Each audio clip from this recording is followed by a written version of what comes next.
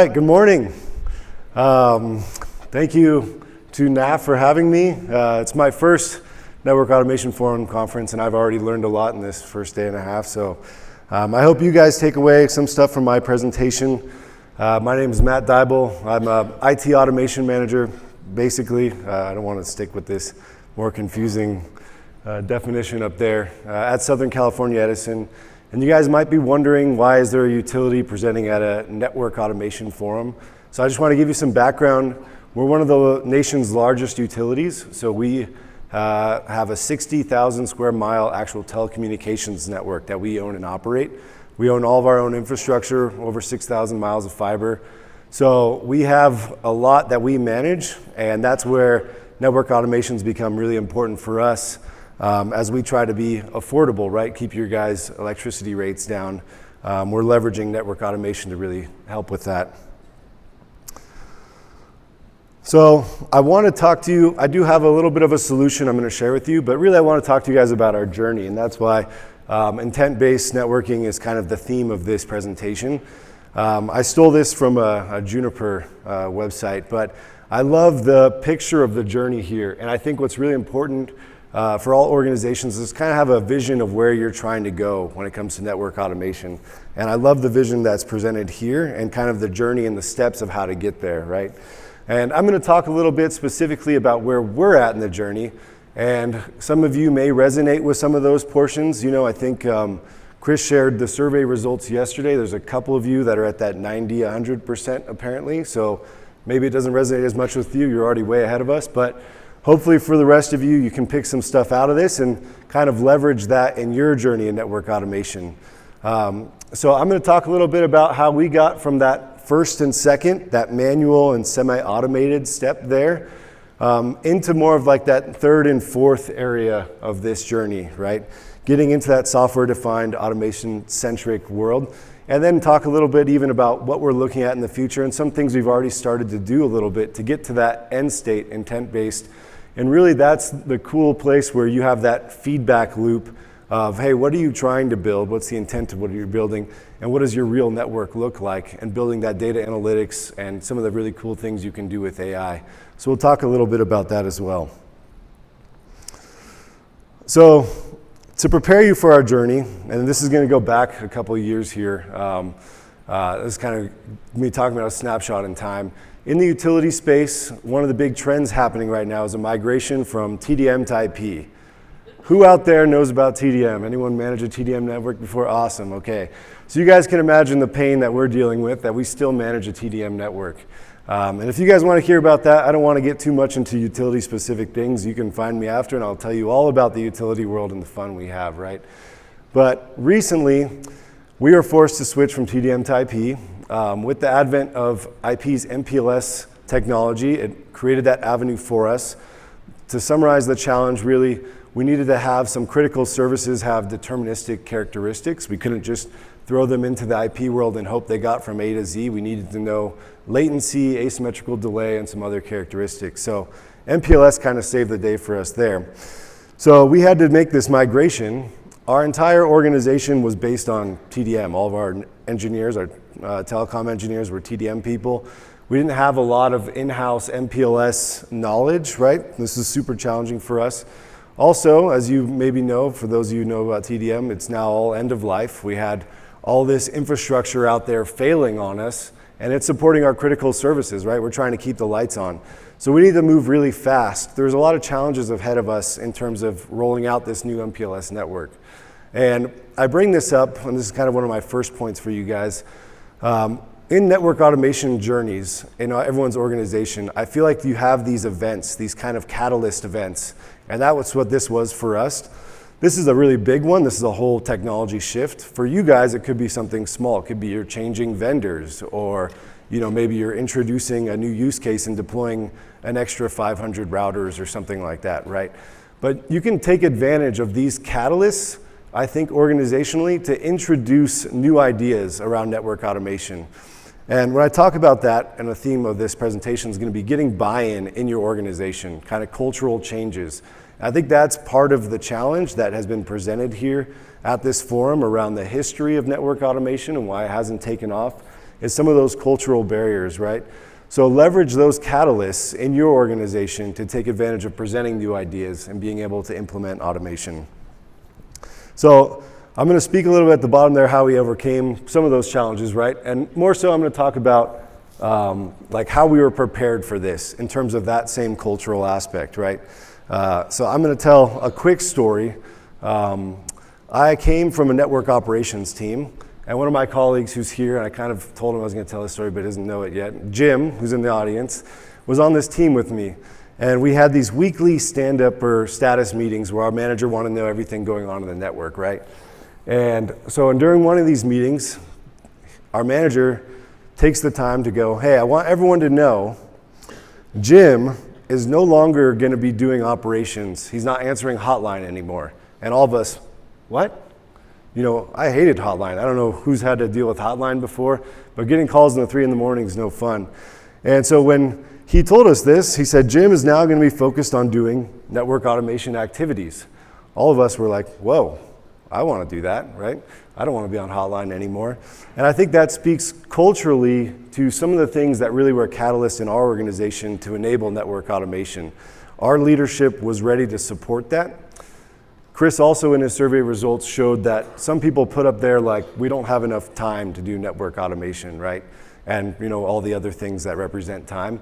And I think this was a big step forward for us in creating that space for us to embrace network automation and use that as a solution. So that was a huge catalyst as we came to this crossing point where we needed something different to get us across this hurdle to allow us to embrace network automation. The other thing I wrote here I just want to speak about briefly is having very standardized networks. When it comes to network automation, having standardized networks is really beneficial because you reduce a lot of the complexities you need at that software level to handle all the one-offs and edge cases, right? So in terms of how you negotiate with your clients and the services, as much as you can standardize the different platforms you have, the different types of policies you have, that's going to help you in your journey. So let's go back to our problem. We're trying to deploy this new MPLS network. I'm going to kind of give you some insight into where we were going back to this intent-based networking journey, right? So you can think about these questions in your own environment. How would you solve some of these problems? This is just deploying a new router, right? And you can see a couple WAN connections into an existing production network. So before the automation, at this point in time, as I think about these questions, we were still in that manual semi-automated step, right? So we were still having network engineers, when they're gonna put a new router out there, pull up a notepad, you know, maybe download some kind of template off of a SharePoint or something and start manually configuring, you know, the different WAN connections or VLANs or MPLS services, right? And then we had a process internally where we would order the equipment, it would get shipped to that engineer, he would stage it, load his config, make sure it's all good. Then he would send it over to our field forces who would go out and install it. And then when they install it, that same engineer would still need to be involved to make sure as it gets turned up, everything goes smoothly and we get it online and we can hand it over to operations. So there's a lot of room for improvement in that process, I hope you can hear. And that's where we really wanted to step in with automation and show that we can make this a lot more streamlined. So I'm going to show you about what we built. And what I want to highlight about this is how really simple it was. I'm going back 2 years, and I'm going to kind of talk a little bit about the journey of what we built as well. So this slide is a little bit newer, actually. When we first built this, for example, it wasn't a Docker container. It was just a simple Python file, right? So we basically started by taking these configurations we had established in our standardized design with this new MPLS network we were about to roll out. And we realized, hey, with Python, we could create some rules and leverage a planning tool we had that I listed there. We lovingly refer to it as TBS. I think it's a very old name. It's a now Oracle product. It was purchased, Metasolv M6. I don't know if anyone's familiar with it. But you could think about it similar to like a NetBox or InfraHub or any planning tool really. And we were able to pull data out of that as the engineers put their planning data of the new devices they wanted to install in there, massage it with Python, create rules around our standards, and build these configuration files, right? And so we could do that on our laptop, but we realized, hey, it's not accessible to anyone else except for those of us who've built that, right? So me specifically. And we wanted to make it more accessible to everyone, so we had to build a web front end. And then we accomplished that. The initial iteration was in Flask, so very simple again. And later we upgraded to a more modern React front end. But the point I want to bring up there is you don't need to build some very complex solution and have, you know, a whole Kubernetes-based solution in your first iteration. As part of your journey, you can feel free to start simple and learn. And you'll see in some upcoming slides, there's still a lot of value out of these things, and these help you get the catalyst to move further into that journey into more advanced solutions.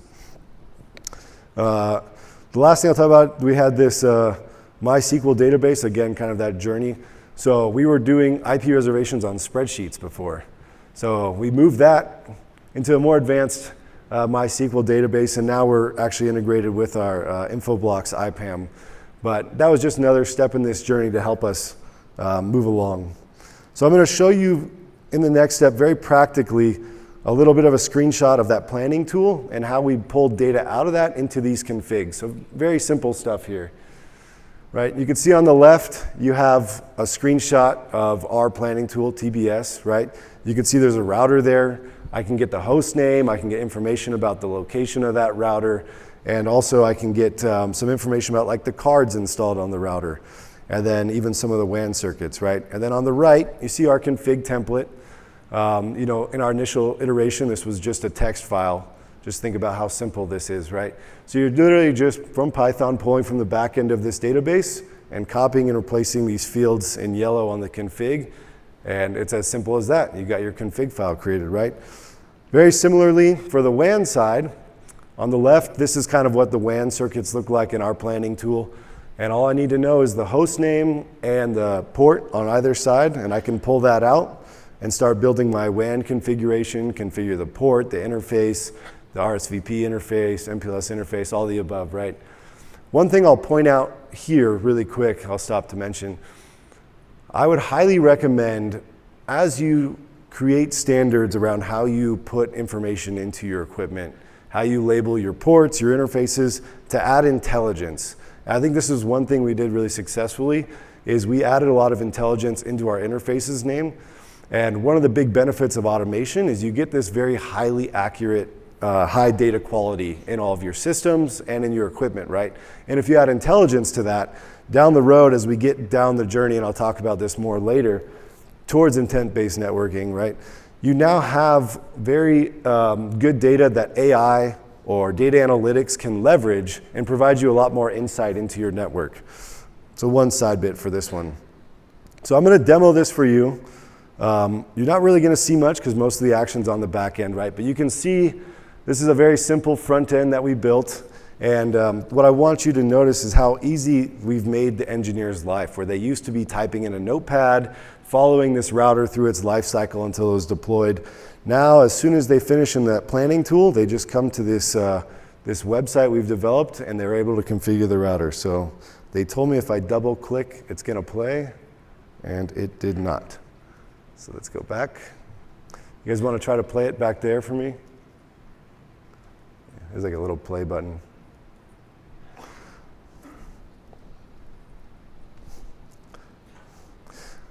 These are the small technical challenges.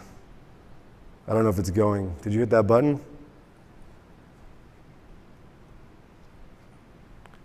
Yeah, right there. Is it playing? Awesome. All right, cool. So you're going to see they come to this page. We get from that back end of that database a list of all of our host names. They can type in a host name here and pull down from a list and select it. As simple as that, and they hit configure, and it's going to go run all that Python on the back end and deliver this. You'll notice there's an IP address. So one of the other things we did for that staging, now we've created self-service for our field tech so they can use that IP to push this config to a staged device. And you can see now you can simply download the config and you can review it and do some QA or whatever you need to do. But it's as easy as that now for the engineer. Once they've done all their work in that planning tool, they come click that button and that config's ready, right? And I had to sanitize a little bit. I apologize. You know, we're a utility and you're a bunch of smart network people, and I don't know, maybe one of you guys want to try to hack us. So We're trying to keep that sensitive. One other thing I'm going to point out on the next slide, I'm going to keep moving here, and now it looks like my screen's one behind yours. That's okay, we can still work with this. So if you remember the example, we're trying to add one new device in. It had those two WAN circuits, right? So we got the configuration for the main device, but we also need to provide configuration for those existing upstream routers because now there's these new ports and interfaces that are going to connect. So the automation was able to accomplish that as well, and that's kind of what I'm showing here. You can download the configs for those upstream devices and put them in those devices to get that new one online. So quickly, talk about process improvements. I shared with you a little bit about, those lists of questions of how we would do this today, and now this is kind of with this automation how we've moved into this software-defined automation-centric type deployment process, right? So no longer does the engineer need to type in Notepad, I talked about that, or follow this through the cycle. Simply, a network engineer can do his planning in that tool, come to this web page, hit the go button, pull it down, do some QA, make sure everything looks good, and send it off to our field forces to go install it, right? Makes it way more simple for them, and that really frees them up. Going back to the idea of time, right? Now those engineers have time if they want to learn network automation or spend their time doing more high-level network planning, network architecture, right? As opposed to sitting there banging away on a notepad. And similarly for the installation, now we're able to remove the network engineer for the most part from our installations. We've enabled some change in our organization where we've created a centralized team now around these installations because we found these configurations to be so accurate that there's no longer a need for like that more skilled person to be involved in the installations. All these were coming up pretty seamlessly. So the other benefit is that staging area where the network engineer would have to stage and make sure everything was good themselves. Now, as our field forces receive that material, they can take it, and we set up a staging area in their environment, directly that staging area. They use that IP, the field that we showed before, and they plug it into their staging, put the IP that they've connected to at that staging area, and hit the go button, and it puts all that config right there on the router. Then they take it out of staging, take it to the field, and as soon as they get it connected, and we put those extra upstream router configs in, everything comes up seamlessly. So this was a huge benefit for us in making a more streamlined process and allowed us to deploy this new network at a much faster pace, a big win for us. So this slide, I'm showing you guys not so much to brag, although, we brag a little bit about it. But what I want to point out about this slide is part of the reason that we've had so much cultural buy-in at Southern California Edison around network automation is we've done a really good job of providing to our leadership an idea of, hey, here's how much you're going to save if you start to invest in us and invest in some of these capabilities and allow us to move the needle, right? And I think that's challenging. I think a lot of us understand very well the benefits of network automation, right? But how do you translate that into something that makes sense for business leaders, people that you need to invest in you, both from giving you time or allowing you to develop competencies, and also getting you the tools that you might need to move forward in your network automation journey, right? And so I think that's where we had a lot of success, is finding ways to communicate that to our leadership. So this is actually more of an internal slide that we shared with our leadership about this success, and this was really a catalyst. This project here, which was about 2 years ago we launched this, was a big catalyst for us in our network automation journey and launching us into a lot more investment into our organization. And actually that's where I moved out of network ops, and we've actually stood up a whole automation organization within our networking and infrastructure department, right? Other things to call out on this slide. So the data quality, I spoke to this before. Not only is it making it so that there's no misconfigurations, no one's accidentally fat fingering a VLAN or anything like that, right? But also this has been huge in enabling some of the AI use cases that we're going after today. Having that highly intelligent data, having that very accurate data in our routers and our systems. The organizational enablement, I just talked about that, right? We were able to actually stand up an automation organization. And similarly, we were able to kind of rework how our network engineers work, enable them to spend more time focusing on automation or other activities, and move some of those things they were doing before to a centralized, what we call a release and deployment team that supports all of these turnups now. Let me keep going. So I'm going to talk a little bit about some of the additional stuff we did. I couldn't share everything due to time, but again, if you guys want to come chat with me in the halls or anything, I'm an open book. I'll share with you a lot of what we've been doing here. Similarly, we've done automation around service configuration on this MPLS network. Leveraging that same planning tool, TBS, we can pull data that allows us to configure services, VPRNs, we still do C-pipes. Don't get me started on the utility thing again. We're also doing zero-touch provisioning. So using Nokia's ADP, we've been able to kind of bypass that staging area and take those devices directly to the field. Next steps, this is some of the cool stuff that we're working on right now. Test automation, this is huge. So we've been doing a little bit of this with NetMeco and with Robot Framework.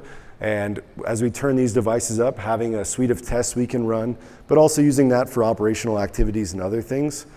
iTential, this is a huge one. I talked about how we are enabling getting that leadership buy-in, right? So at a certain point in time, we realized what we were doing wasn't super scalable. That web app was probably the hardest part of that delivery, is standing up that web app and supporting it and adding new features, right?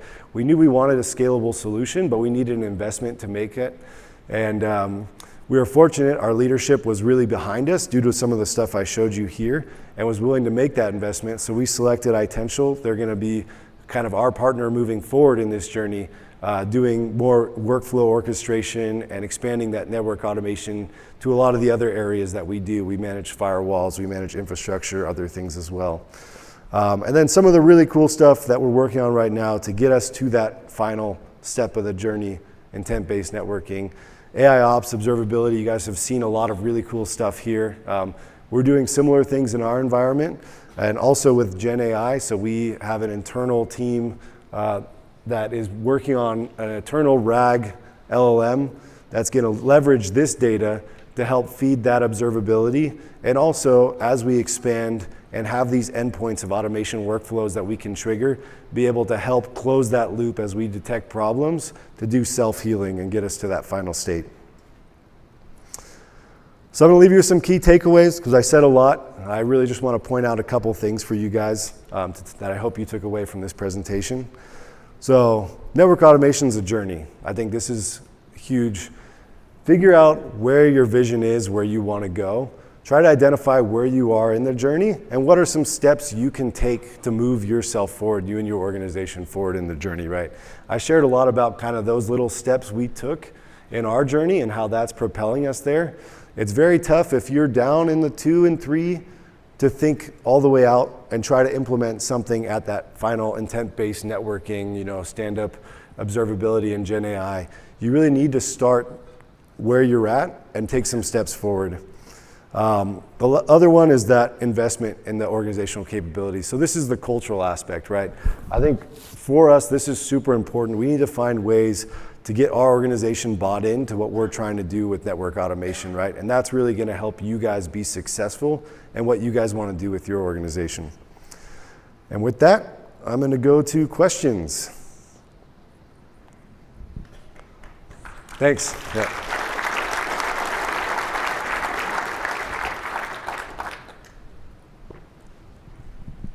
You got one in the back. All right, hey, thanks. First of all, this was awesome. I missed a little bit of the parts. You might have covered this. I might have missed some of this at the beginning, but the problems you were solving, did the business already acknowledge those as problems? Or was this stuff just you felt you should do better? Or like, what was the business's understanding of the state before you started? Yeah, this is a really good question. I'd talk about this, and I could talk about this for a long time, but even though culturally I was saying that we were kind of ripe for this change, it still wasn't like a slam dunk, right? The leadership was still really used to the way we did things before, and so they were still, hey, let's let's get a team stood up. If we need to configure more routers, maybe we need to build a team. The hard part for us was, and this is kind of answering your question, the business knew we couldn't really stand up a team. We didn't have the budget for that. Affordability is a big challenge in the utility space. And so we were able to find this creative solution, but at the same time, this is an individual or a small team building a custom solution in a utility grade environment, right? So there's a lot of concerns around that. And I remember vividly when I first shared this with our engineering department, I said, hey, look, here's what I've built. I think this can solve your problem. Believe it or not, after I showed them that, they weren't like, oh yeah, 100%, we're going this way. There were still a lot of questions. Some people were still like, oh, I'm not sure, right? And culturally, we had some advocates. I'd worked with other people in engineering, and they were really interested in doing some of the automation stuff. And so those people would speak up and say, hey, no, I really think this makes sense. This is the right way to go. And that helped kind of get us over that hump culturally to allow the adoption of it. But ultimately, it wasn't like when I started this, the business was like, hey, this is a problem and network automation is going to solve it. I had to kind of create the solution and present it to them creatively. All right. Question over here. It looks like you've focused mostly on provisioning of changes, replacement of infrastructure as you move from TDM to MPLS. Do you now have a policy that changes to those devices can only be made via the tool if all of the logic necessary for doing it is in there, or are operators still allowed to make manual changes? Yeah, that's a good question. So this was that first step in our journey, right? And now this has propelled us to understand, hey, we can do more, like what you're talking about, use cases for operations and stuff. The point I was making about the scalability of that web app and some of our automation. So we can build a lot of the back-end automation. That's pretty simple, right? If we want to do changes. The hard part is continuously making it available to our end users. And so in order to do that, right, I would just keep having to add features on this web app. And that's a little bit more challenging. Our team isn't really set up to make some massive application, right? So we haven't gotten there yet, and that's, I think, where our partnership with iTential is kind of where we're hoping to get to that phase, where we can make a lot of our automation a lot more accessible to the users without having to stand up some big software organization that's going to build a web app for us or a front end. I have a question, and first of all, great job. I really enjoyed what you stepped through. Thanks. I think you really touched on something that's important, and we're all technologists and we love to get into the weeds, but you really showed return on investment of the 1.8 million. It's a question of how do you maintain that? Is that automated? I almost laugh. I think often we spend so much time automating and then we do that in a side spreadsheet. Have you tried to automate return on investment, and then who do you show this to, and what is your method to communicate return on investment? Yeah, that's a good question. I would encourage everyone to think about a framework you can implement in your organization around return on investment. So I wouldn't say we've automated it, but we've gone a long way to try to standardize it, right? Because me versus a colleague over in engineering or operations can have 3 different ways of evaluating return on investment. So what we've done in our organization is kind of centralized that thought process around how do you calculate return on investment, and built kind of a more collaborative, horizontal approach to that, so that we're all aligned on return on investment. And then we actually, we've created like a whole intake process where we leverage that to do this return on investment analysis, and we have a whole dashboard and presentation in regular cadence with our leaders to show them, here's a lot of the network automation ideas coming, here's what we think the return on investment of those are, and that helps us to continue getting more and more investment and more buy-in to what we're doing. Yeah, great talk. So just wondering, like, for everyone in the room who's not an ISP, right? You have a very homogeneous network, you have deployment processes. Did you have to go back and change some of the deployment processes, or did you fit the automation to the existing process? So, like, you go up, you stand up the site, Wasn't there stuff that, in the existing pipeline, like the steps that you had to change, or was it just ready to go out of the box, or? In terms of like compared to what we were doing before and now? Yeah. Let me see if I understand your question. I'll try to answer it. So from the deployment process standpoint, this definitely changed a lot of things, because previously when we would deploy, there might be misconfigurations or things, so you'd have to have a network engineer involved. We've had a history of having some incidents during deployments or refresh due to misconfiguration, right? So during deployment before this, it was a lot of, hey, we had to have Teams bridges, you'd have a network engineer in there typing in CLI, like fixing things on the fly or making things come up. Now with this automation, what we found, and we've deployed about 1,000 routers right now, and we're going towards like 5,000 is kind of our end goal, just to give you an idea of our scale and size.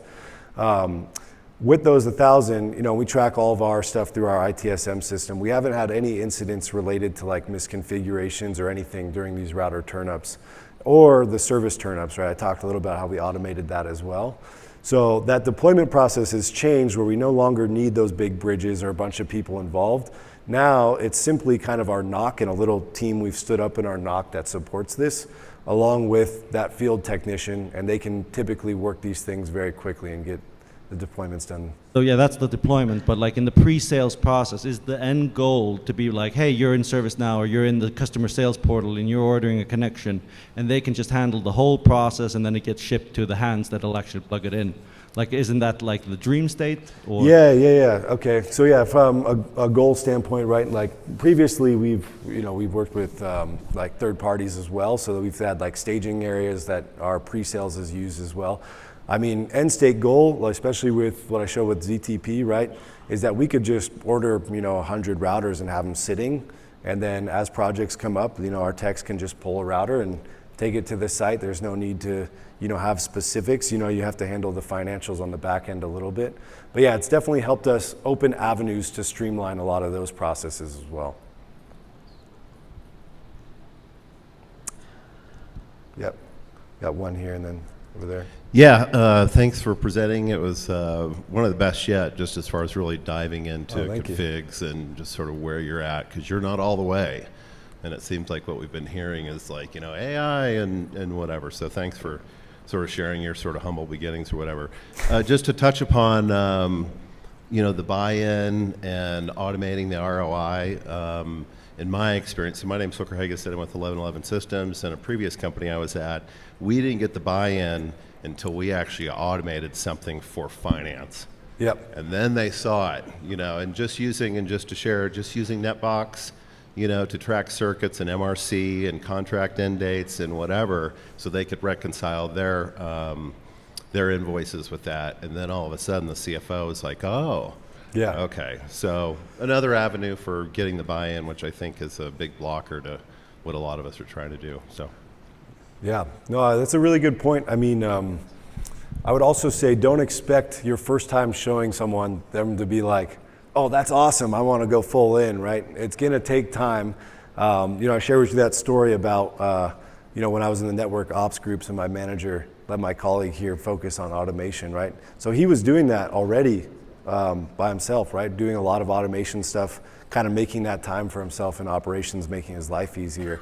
But that was like 7-8 years ago, right? So that shows you kind of the progression of our journey to just 2 years ago when we were actually able to implement something.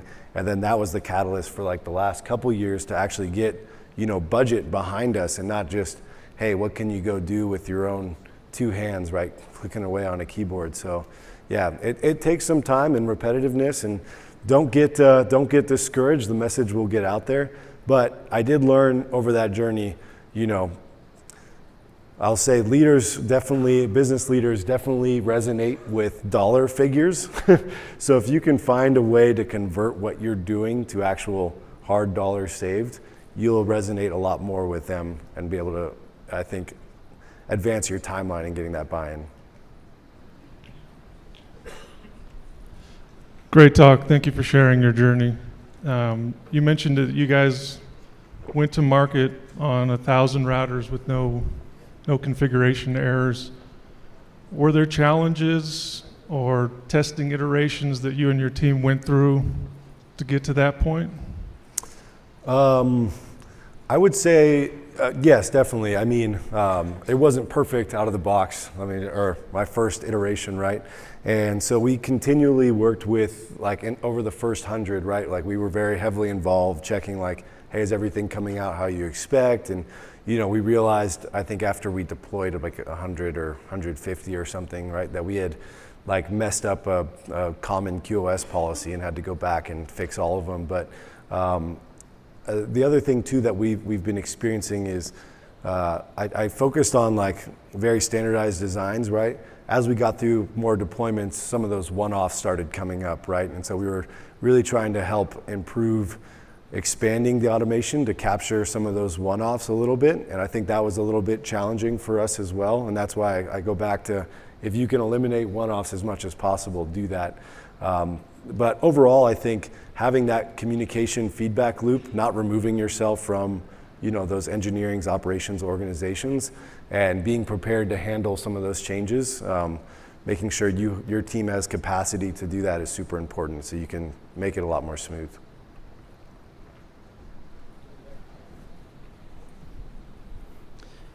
You talked about buy-in from leadership, but can you talk a little bit more about getting buy-in from traditional network engineers that kind of had to buy into the process that you were setting up? Yeah, okay, no, that's a good question. You know, for me, the buy-in was, hey, I don't want to do hotline anymore, right? But all kidding aside, I think as you start to show some of these things in the art of the possible, right? I think some people might get stuck waiting for, like, a software solution that they can leverage to do something. And so I think what we found was, once we did this, we were really open around, like, just showing everyone, hey, here's how we did it. It wasn't like hey, this is our success, we're gonna hide it and keep it to ourselves and no one can learn about it, right? We started doing, like, education around, hey, do you want to learn Python? You know, we're going to create time and space to teach other people about Python or databases or other things, right? And so we really wanted to create that open environment, that cultural open sharing, so that we could help other people, because there was people interested, and I think most people in networking are interested in these things, but I think there's an intimidation factor to learning Python or learning about databases, right? So creating a space where people could come and learn and, you know, just be very humble about, hey, I just don't know this and we'll help you out, helped us, I think, gain a little more momentum with the other network engineers and wanting to buy in and be a part of it.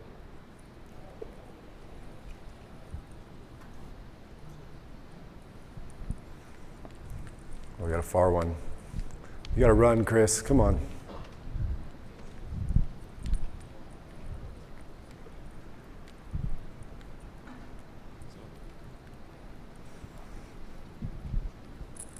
So 2 questions.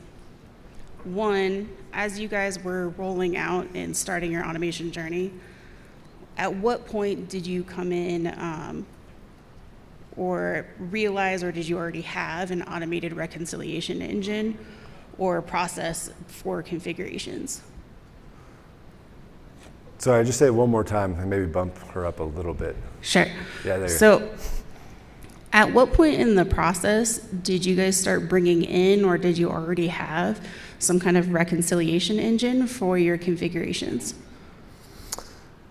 So the one benefit of this one, I would say, was that, like, this was greenfield, right? So for those configurations, we didn't, like, need, I guess if I understand the reconciliation agent well, like, we didn't need something that was going to compare it to something else and, like, reconcile and change the config, right? These are all brand new routers.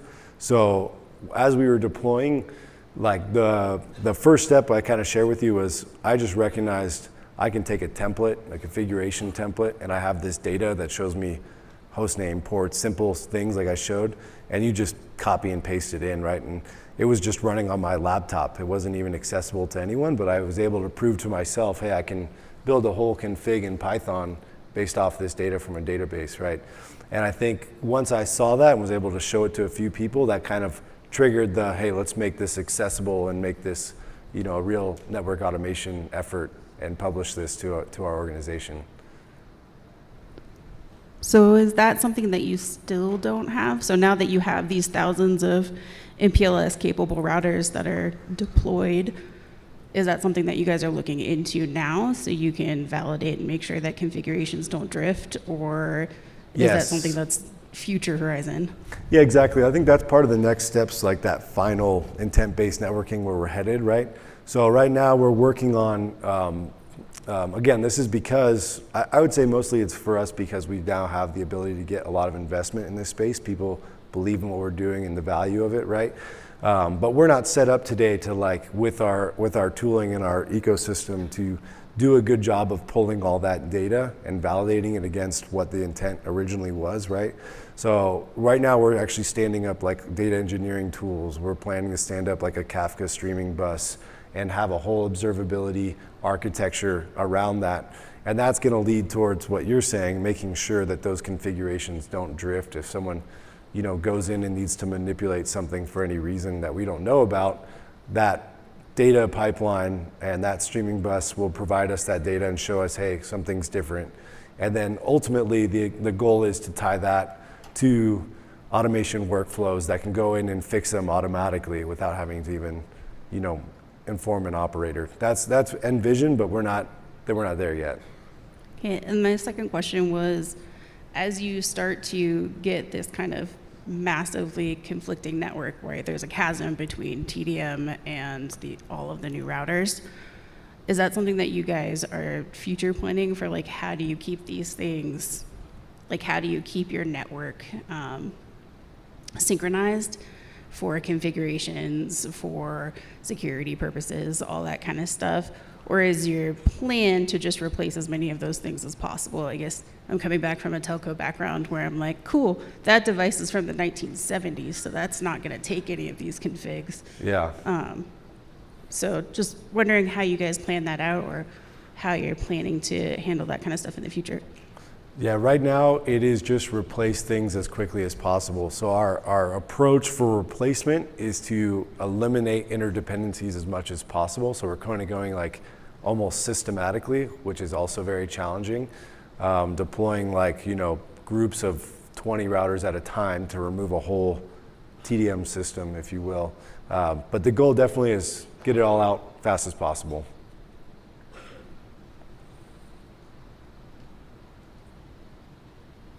All right, we good? All right, thank you guys.